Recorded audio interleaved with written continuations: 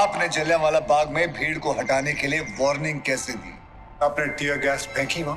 नहीं। Did you fire shots in the air?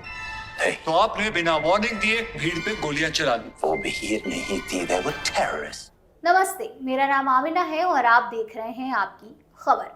आज हम बात करेंगे एक ऐसे शख्स की जिनकी कहानी ने न सिर्फ इतिहास के पन्नों को हिलाया बल्कि आज भी हमें मोटिवेट करती है। जी हाँ, हम बात कर रहे हैं सर चेत्तू शंकरन नायर की, जिनका किरदार अक्षय कुमार केसरी चैप्टर 2 में निभा रहे हैं। ये फिल्म जालियांवाला बाग हत्याकांड की अनसुनी कहानी को पर्दे पर ला रही है। तो चलिए जानते हैं कि कौन थे सी शंकरन नायर और क्यों उनकी कहानी इतनी खास है। सी शंकरन नायर का जन्म 11 जुलाई 1857 को हुआ था केरल के पलक्कड़ जिले में, जो उस समय मद्रास प्रेसिडेंसी का हिस्सा था। उनके पिता ब्रिटिश सरकार में तहसीलदार थे, जिसके चलते शंकरन को उस दौर में अच्छी शिक्षा मिली, जो उस समय हर इंडियंस के लिए आसान नहीं थी।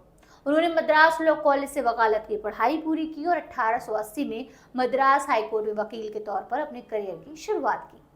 शंकरन नायर में शुरू से ही सही और गलत के बीच फर्क करने का जज्बा था। वो न सिर्फ एक होनहार वकील थे बल्कि एक राष्ट्रवादी भी, जो अपने देश के लिए कुछ करना चाहते थे। उनकी इंटेलिजेंस और ऑनेस्टी ने उन्हें जल्द ही मद्रास सरकार में एडवोकेट जनरल और फिर हाईकोर्ट के जज जैसे बड़े पदों तक पहुंचाया।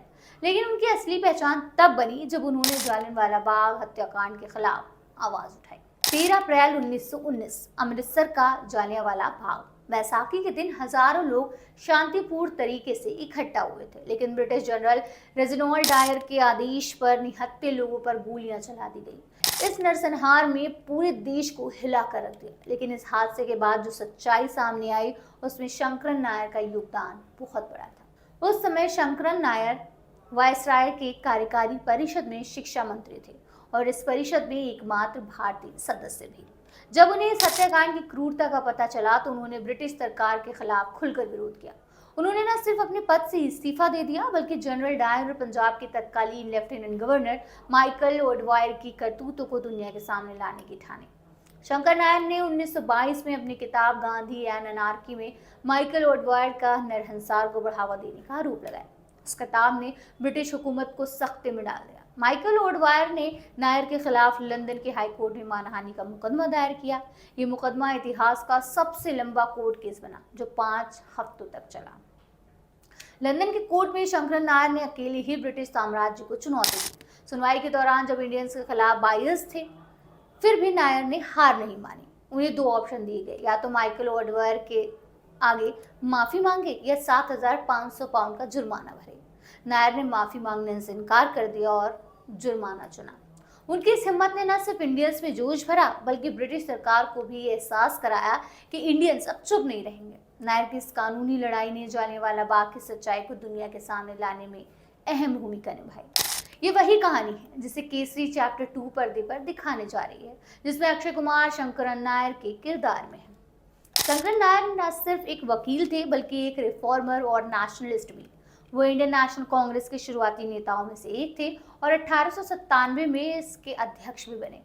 उन्होंने जेंडर इक्वालिटी, कास्ट डिस्क्रिमिनेशन के खिलाफ लड़ाई और मुफ्त शिक्षा जैसे मुद्दों पर काम किया। 1912 में उन्हें ब्रिटिश सरकार ने नाइट की उपाधि दी, लेकिन उनकी देशभक्ति कभी कम नहीं हुई। वैसे इनकी कहानी हमें सिखाती है कि हथियारों के बिना भी सच और कानून की ताकत से बड़ी सत्ता को चुनौती दी जा सकती है। केसरी चैप्टर 2 इस भूले बिसरे हीरो को फिर से याद दिलाने की कोशिश कर रही है। वहीं बात करें अगर फिल्म की, तो केसरी चैप्टर 2 को करण सिंह त्यागी ने डायरेक्ट किया है और इसे करण जौहर के धर्मा प्रोडक्शन ने प्रोड्यूस किया है। फिल्म में अक्षय कुमार के साथ आर माधवन और अनन्या पांडे भी अहम किरदारों में है। अक्षय का किरदार शंकरन नायर को न सिर्फ एक निडर वकील के रूप में दिखाया गया है बल्कि उनकी भावनाओं और देशभक्ति को भी उजागर करता है। फिल्म का टीजर रिलीज हो चुका है, जिसमें जालियांवाला बाग की भयावहता और कोर्ट रूम ड्रामा की झलक दिखाई गई है। ये फिल्म 18 अप्रैल 2025 को सिनेमाघरों में रिलीज होने वाली है और फैंस को इसके लिए बेसब्री से इंतजार है। खैर, ये थी सी शंकरन नायर की कहानी, एक ऐसे हीरो की जिन्होंने कानून की ताकत से ब्रिटिश साम्राज्य को हिला कर रख दिया। आपको उनकी कहानी कैसी लगी और केसरी चैप्टर 2 के लिए आप कितना एक्साइटेड है, कमेंट में जरूर बताएं। अगर आपको ये वीडियो पसंद आया हो तो लाइक, शेयर और सब्सक्राइब करना ना भूलें। मिलते हैं अगले वीडियो में, तब तक के लिए जय हिंद।